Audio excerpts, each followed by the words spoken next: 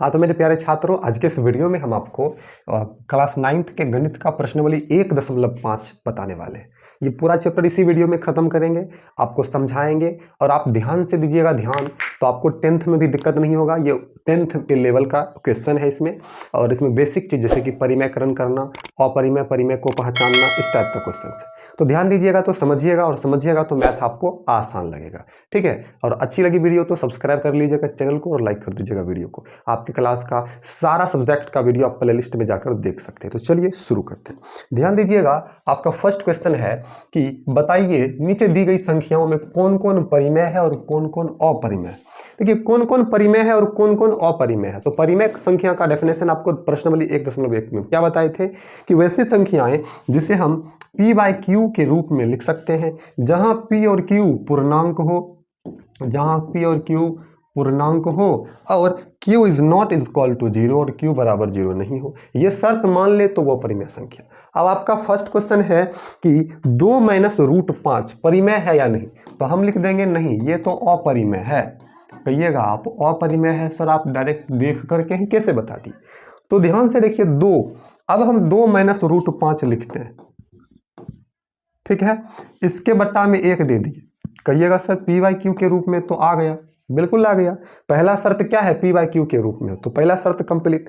दूसरा शर्त है p और q पूर्णांक, q बराबर तो 1 है और 1 पूर्णांक संख्या है, लेकिन p बराबर 2 - √5 है और √5 पूर्णांक संख्या नहीं है।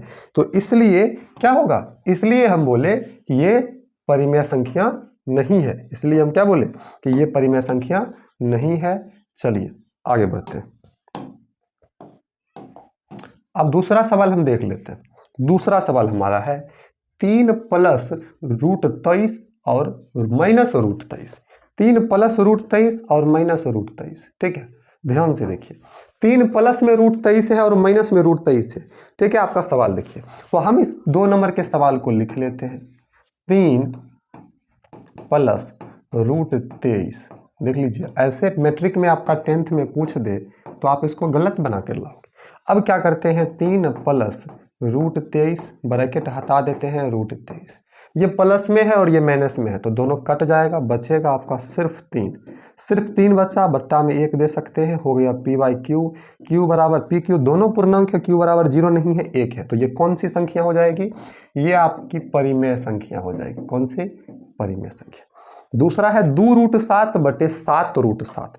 देखिए 2√7 बटे 7√7, तो √7 कटा, बचेगा 2/7, तो p/q के रूप में है, तो ये आपका हो जाएगा परिमेय संख्या। ठीक है, आगे हम मिटा देते हैं थोड़ा सा, ये हो जाएगा आपका परिमेय संख्या। ये हो गया परिमेय संख्या। अगला है 1/√2। अब 1/√2 कहिएगा p और /q के रूप में है, लेकिन p और q पूर्णांक नहीं है। p बराबर 1 तो पूर्णांक होगा, q बराबर √2 पूर्णांक नहीं है, इसलिए यह जो है अपरिमेय होगा, अपरिमेय। अगला है 2π। आपको पता है पाई जो होता है अपरिमेय संख्या होता है, तो इसके साथ कुछ भी लगा रहे अपरिमेय। कहिएगा पाई अपरिमेय है, लेकिन 22/7 जो पाई का मान है ये परिमेय है, क्योंकि ये अप्रोक्सीमेट है, उसका मान क्या है, लगभग मान है, ये नहीं कि आपका फिक्स है। आगे बढ़ते हैं, आप इसको लाइक कर दीजिए, समझ गए हैं। तो चलिए अगला आपका है निम्नलिखित व्यंजकों में प्रत्येक व्यंजक को सरल कीजिए। इसको सरल करना है। अब देख लीजिए ध्यान से, आपका 1 नंबर का प्रश्न है कि 3 + √3 इंटू 2 + √2। तो बस कुछ नहीं करना है, बराबर का चिन्ह दीजिए, पहले इससे इन दोनों में गुना करना है। तो 3 × 2 6, 3 को √2 से गुना करना है, तो 3√2। अब बहुत सारे बच्चे इसको इसी से गुना कर देते, 3 दूना 6। नहीं, ये रूट से बाहर है और ये रूट के अंदर है, तो दोनों का संबंध नहीं हो सकता है। ठीक है, प्लस √3 × 2, तो 2√3। अब 2 बाहर में 3 अंदर में, अब प्लस 3 दूना 6, दोनों रूट में है तो रूट के अंदर गुना हो गया। अब यहाँ पर बताइए, ये दोनों सब कोई जुड़ेगा, कोई नहीं जुड़ेगा, यही आंसर हो गया। कहिएगा कैसे नहीं जुड़ेगा, ये 6 रूट से बाहर है, ये 6 रूट के अंदर है, ये 3√2 है, ये 2√3 है, कोई बराबर नहीं है, बराबर नहीं है तो जुड़ेगा भी नहीं।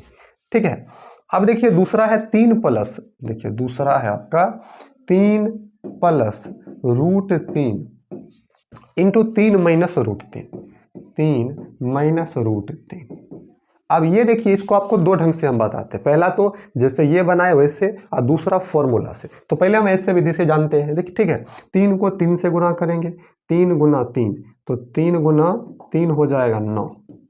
दूसरा 3 गुना रूट 3 माइनस में है तो माइनस 3 बाहर में और रूट 3 अंदर, फिर प्लस रूट 3 को 3 से करेंगे तो 3 बाहर में रूट 3 अंदर, फिर प्लस गुना माइनस, माइनस 3 तिया 9 रूट अंडर 9। देखिए ये है माइनस में, ये है प्लस में, कट जाएगा तो बराबर 9 माइनस रूट 9 वर्ग का वर्गमूल 3 आएगा, बचेगा 6 और यही इसका आंसर। ठीक है, दूसरा टेक्निक इसको बनाने का है आपका, दूसरा टेक्निक देख लीजिए, बता देते हैं आपको। दूसरा टेक्निक है आपका, देखिए इसको अगर हम इसको a माने, इसको b माने तो a प्लस बी, फिर यहाँ पर 3 ही है तो a और ये b, a माइनस बी, तो a plus b into a minus b का सूत्र होता है a square minus b square, मतलब 3 का स्क्वायर माइनस रूट 3 का स्क्वायर, 3 का स्क्वायर 9, रूट 3 का स्क्वायर भी 9 होगा और 9 का वर्गमूल 3 आएगा, बराबर में बचेगा 6, तो 6 ही ना बचा। दोनों टेक्निक आप लोग सीखे। आपका तीसरा सवाल है रूट 5 प्लस रूट 2 का होल स्क्वायर। देखिए रूट 5 प्लस रूट 2 का होल स्क्वायर, ठीक है, ये आपका तीसरा सवाल है। तो a प्लस बी के होल स्क्वायर पर तोड़ दीजिए या इसको 2 बार लिखकर ऐसे ही गुना कर दीजिए। दो टेक्निक से हम सूत्र पर बना देते हैं। a प्लस बी का whole square, a plus b का होल स्क्वायर आपका a square plus b square plus 2ab, ठीक है। a स्क्वायर, a रूट 5 है,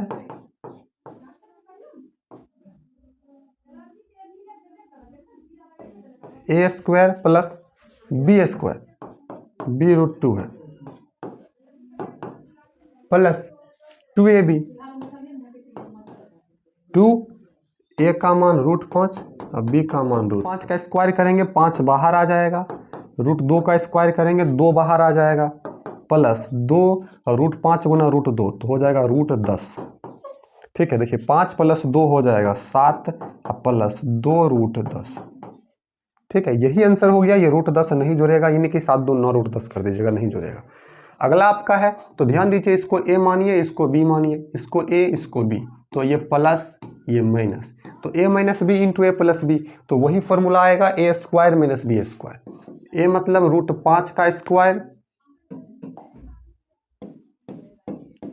माइनस b मतलब रूट 2 का स्क्वायर, रूट 5 का स्क्वायर 5, क्योंकि रूट स्क्वायर और रूट दोनों हटा, रूट 2 का स्क्वायर 2, 5 से 2 गया 3, यही आपका आंसर, ठीक है, यही आपका आंसर हो गया। चलिए आगे बढ़ते हैं। अगला सवाल थोड़ा सा ध्यान दीजिएगा, बोल रहा है आपको याद होगा कि पाई को एक वृत्त की परिधि सी मान लीजिए।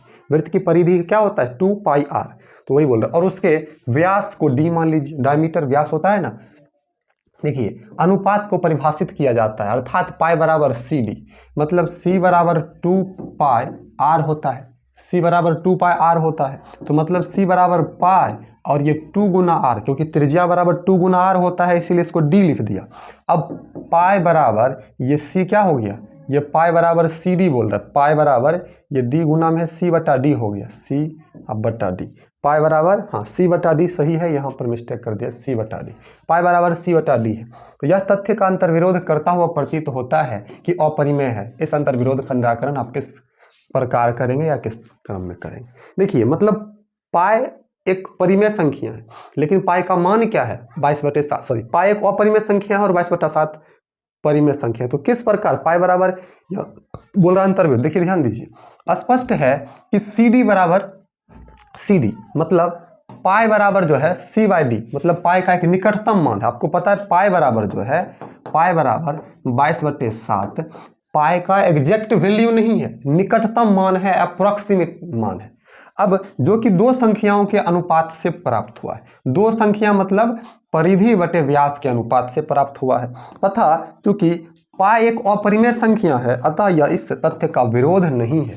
मतलब आपको कहेगा कि पाई जो है, पाई का मान 22/7 क्या है, अप्रोक्सीमेट वैल्यू है, लगभग मान है, लगभग मान, ठीक है। तो इसीलिए ये कोई गलत नहीं है, अंतर विरोध नहीं है। तो यहाँ पर इस प्रकार से आप इसका आंसर दे सकते हैं। चलिए आगे बढ़ते हैं। चौथा और लास्ट प्रश्न है कि निम्नलिखित के हरों का परिमेयकरण कीजिए। इनके हर का परिमेयकरण, तो ये 1/√7 है, एक नंबर। तो परिमेयकरण करने के लिए ना ऊपर में गुना और उसी से नीचे में गुना करते, कर दिए तो 1 गुना √7 तो √7 आएगा, अब बटे √7 गुना √7 तो √49 आएगा, 79। देखिए ऊपर में √7, नीचे में 49 का वर्गमूल 7, तो ये आपका हो गया आंसर। दूसरा है, दूसरा नंबर आपका है 1/√7 माइनस √6, ठीक है। हर का परिमेयकरण कीजिएगा तो √7 माइनस √6। अब बटा में यहाँ देखिए माइनस है ना, जब परिमेयकरण करते हैं तो सेम टू सेम लिखते हैं, बस चिन्ह बदल जाता है, माइनस है तो प्लस, √7 प्लस √6। अब गुना करेंगे, इसको 1 से गुना करेंगे तो यही हो जाएगा √7 अब प्लस √6।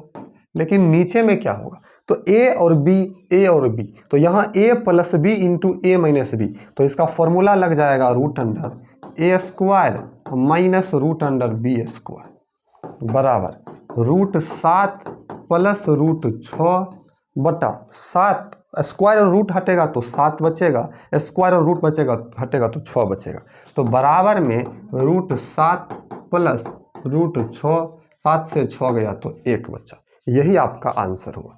अगला आपका तीसरा है, तीसरा सवाल कि 1/√5 प्लस √2, इस प्रकार का सवाल है, ठीक है। अब इसका परिमेयकरण करेंगे, सेम टू सेम सवाल है। इसी में क्या कीजिए, √5 और गुना कर दीजिए √5 2, यहाँ प्लस है तो यहाँ हो जाएगा माइनस, आपको पता है चिन्ह बदलता है, चिन्ह बदलता है, तो √5 माइनस √2 कर दिए, ध्यान दीजिएगा, ठीक है। देखिए तो